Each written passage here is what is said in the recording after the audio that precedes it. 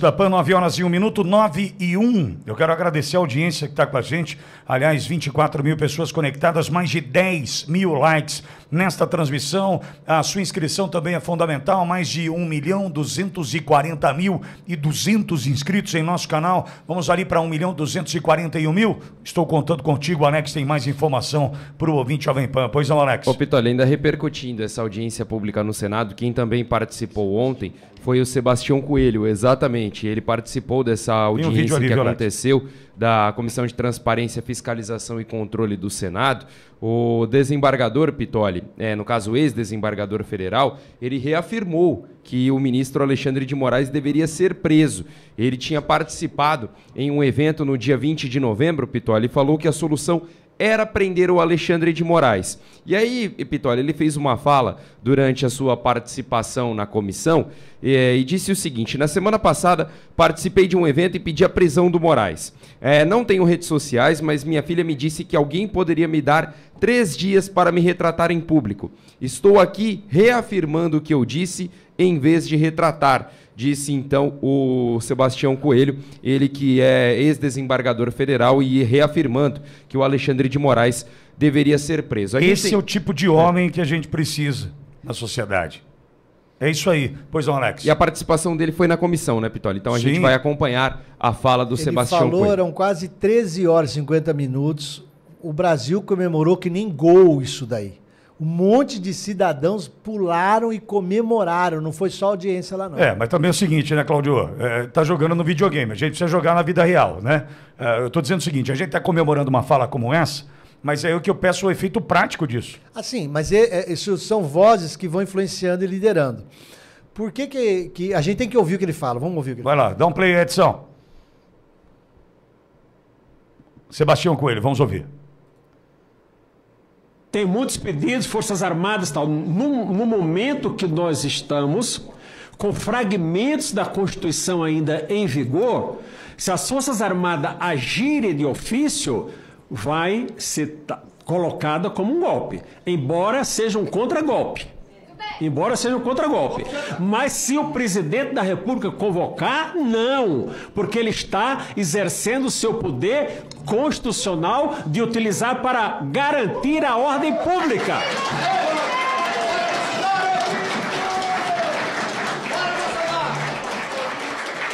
Essa é a realidade que nós estamos vivendo. E para concluir, senador Girão, eu vejo que com a composição atual do TSE, não tem solução. Imagine que o TSE fez uma resolução que dá poder ao próprio presidente de fazer tudo. Foi para o Supremo, para o Procurador-Geral da República, ingressou com a medida apropriada, foi para o Supremo. Quem votou lá? Os 3 ministros que votaram no TSE, Carmen Lúcia, Alexandre de Moraes, Lewandowski, votaram também lá no Supremo. Isso está errado, não tem a quem recorrer. A população está entregue. Então, o presidente da República tem até o dia 31 de dezembro, e todos nós temos que ter paciência, para exercer o seu papel constitucional. Se ele não o fizer, chegaremos 1º de janeiro e aí a rua vai dizer: o poder que o povo delegou para que o parlamento exercesse, o parlamento não está exercendo. Então, o povo, eu acho que do estágio que nós estamos, poderá exercer diretamente. E nós não sabemos onde o nosso país vai parar. Eu falo isso, senhoras e senhores, com muita dor no coração. Muita dor no coração. Eu larguei minha carreira, eu poderia ficar mais 8 anos no tribunal, mas eu não poderia participar desse processo de dizer: olha, eu fui um corregedor da Justiça Eleitoral e carimbei decisões absolutamente ilegais. Eu vou, mas agora para concluir mesmo agora é de verdade. O Brasil comemorou 200 anos de independência há dias atrás. Nós fomos novamente colonizados por um império chamado Supremo Tribunal Federal. Basta esperar. Quem será que dará um novo grito de independência ou morte. Muito obrigado. Bom, aí o Sebastião Coelho, o Cláudio, lá em casa, por exemplo, vou dar um exemplo aqui caseiro, doméstico, entrar na minha intimidade. Em casa, às vezes, a minha esposa fala assim, precisamos comprar, o sofá tá um regaço, tá difícil, tal. Preciso comprar um sofá. Ok. Antes de comprar o sofá, minha esposa começa a falar assim, olha, mas precisa saber se o sofá não sei o quê. Ela começa a fazer planos como se ela já tivesse comprado o sofá. E nós não conseguimos nem ainda adquiri-lo. Ela começa, sabe, concatenar e tal. E eu falo assim, amor, primeiro nós precisamos comprar o sofá. Depois a gente resolve o resto. Porque tudo está partindo da compra do que ainda não temos.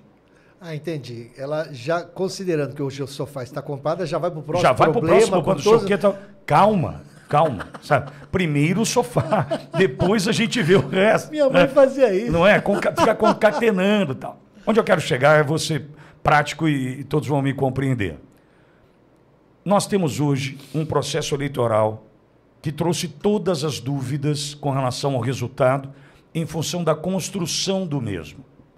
O que eu estou entendendo e tem ficado cada vez mais claro para mim, a partir da fala deste cidadão, desembargador, aposentado, uma história libada no Poder Judiciário, doutor Sebastião Coelho, fica claro para mim o seguinte, não adianta a gente discutir resultado da eleição, não adianta a gente discutir radiolão, não adianta a gente discutir a injustiça cometida com pesos distintos, sem a isonomia ou paridade de armas na eleição, né, que aconteceu e nós assistimos. Não adianta a gente discutir nada disso se a gente não resolver primeiro um problema.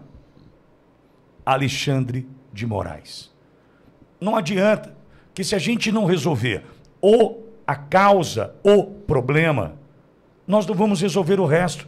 Está aí o PL do presidente Bolsonaro tentando dizer o seguinte, tivemos problemas nas urnas. As urnas de 2009, 11, 13 e 15 tiveram problema. Litigância de má-fé, multa. Olha a causa sendo problema de novo. Olha a causa gerando problema de novo. Teve o radiolão, 4 mil não sei quantas rádios que tiveram problema na veiculação da inserção do presidente Bolsonaro. Multa, inquérito do fim do mundo, não sei o quê. Veja, tirou tempo do presidente Bolsonaro da campanha. O problema, a causa, está ali. Então a gente está querendo resolver um problema sem olhar para a causa.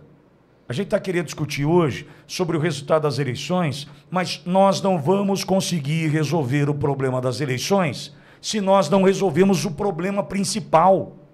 Porque enquanto este cidadão estiver dentro do Supremo Tribunal Federal, estiver dentro do Tribunal Superior Eleitoral, xerife que é, comandante que é, esquece. É o que o Sebastião Coelho está tentando dizer com toda a polidez que lhe é característica. O vídeo está com o Edson já? Ô, Luizão. O Randolph Rodrigues. Olha quem eu vou ouvir agora. Randolph. Há 5 anos, quando indicado... Tá certo aí, Edson?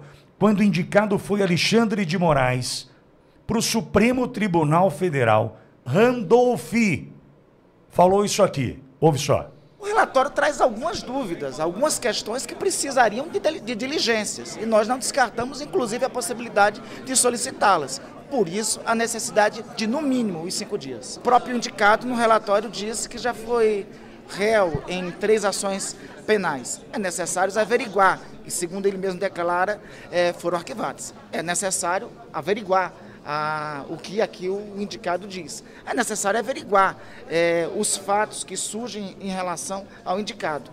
Quem é indicado para uma vaga no Supremo Tribunal Federal receberá um cargo vitalício e deve, por pré-requisito, ter cumprido os pré-requisitos de honestidade, ética e probidade. Então, disso não pode restar dúvidas. Então, obviamente, quaisquer dúvidas, é por isso que tem o Instituto da Diligência.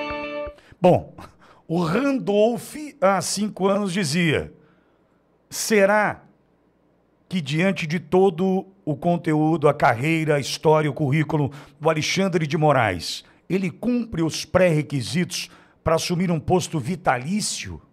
Randolph, Cláudio, Randolph, num suspiro de sensatez, ele traz isso. Nessa época, eles eram oposição e não havia um acordo para nomear o atual candidato dito eleito. Ele era oposição. Não, e nessa época, o Lula ainda não estava preso. Exato. Mas ali já era o Michel Temer, então eles estavam montando assim, se o Michel Temer indicou, eu não confio, porque não presta. Se o Michel Temer indicou, eu falo que é bandido, porque fora Temer, era a postura deles. Aí depois fizeram um acordo, porque política é acordo, né, Alexandre? É isso que a sociedade não aceita, quantidade de acordos de bastidores sujos. Desculpa, você fala uma frase muito boa, não, que você não pode divulgar, né? Não pode falar em público, você não pode fazer no particular. Sim. É isso. Sim, mas, Cláudio, o Sebastião Coelho está correto, com toda a pompa que ele traz no discurso, em função até da sua carreira, né? Ele deixa claro para mim o seguinte: o brasileiro deve se ligar na fala do Sebastião, que é muito coerente. Nós estamos lidando com algo, tentando resolver um problema, sem de fato ir na raiz do problema. Eu fui mais chucro, eu falei assim, não negocio com... Com louco não negocio. É isso. Então, ele está falando a mesma coisa. Sim, mas, Cláudio, a gente está discutindo assuntos sem resolver o problema. Exatamente, porque ninguém quer tocar na causa do problema. Mas ele deixa claro aí na fala dele o seguinte: para não ter cheiro de golpe, quem tem que tomar a decisão até 31 de dezembro é o presidente da República. Na verdade, mudou um pouco também. Dia 1º de janeiro é o povo. Só que eu entendo que, partindo do povo, fica muito mais difícil. O presidente Bolsonaro é uma canetada. E eu até canto a bola, Alexandre. Todo jogo, eu estou falando há tempos, está sendo jogado por quem controla o sistema da burocracia e sabe muito de lei. Só o fato de anteciparem de 19 de dezembro, que é a data limite para diplomação, anteciparem para 12 de dezembro, a pedido do Lula, tira 7 dias do prazo de entrar com ação de investigação judicial eleitoral, que eu estou falando há muito tempo, o artigo 22 da Lei de Inelegibilidade, que é a Lei Complementar 69/92. Essa lei permite entrar com discussões. Se entrar com esse pedido, qualquer candidato, o partido pode fazer isso. Eu, cidadão Cláudio, não posso. Você que foi candidato, pode entrar com esse pedido. Você entrou com esse pedido, não pode mais, no dia 10 de janeiro, eles vão deletar todo o conteúdo de todas as urnas. E ao mexer com a posse, com a diplomação, eles antecipam a diplomação para o dia 12, e aí eles mudam os prazos. Atentem, gente. Eles estão diminuindo os prazos para se entrar com recursos judiciais, que o Alexandre de Moraes, quando recebe, a distribuição por sorteio cai em outro ministro, aí ele puxa para ele, como aconteceu com o processo do PL, que caiu com a ministra Carmen Lúcia, foi redistribuído para o Alexandre de Moraes, aí ele puxa para ele, aí ele dá aquela canetada teratológica absurda, um tapa, um cuspe, um chute na cara da gente, que entende o mínimo de direito. E eles vão fazer isso para quê? Porque no dia 1º eles falam, não tem mais nem problema para você julgar. É isso, gente. O golpe está sendo estruturado. Vou passar a falar que nem os petistas falaram que a Dilma foi golpe, que o Lula foi golpe. Eleição 2022 foi golpe. Vou usar o mesmo discurso do PT. Foi golpe. Vamos usar o discurso, que se o PT pode ficar falando até hoje, o Lula no Egito falou que o impeachment da Dilma foi golpe. O cara que é dito presidente eleito falou em público para o mundo que o que aconteceu com a Dilma foi golpe. Então eu posso falar que a eleição do Lula 2022 é golpe. Ou não posso? Olha, poder não pode, porque senão a gente vai ser censurado. O YouTube derruba a gente, tá? 9 horas, eu tô falando sério, tá? 9 horas e 16 minutos.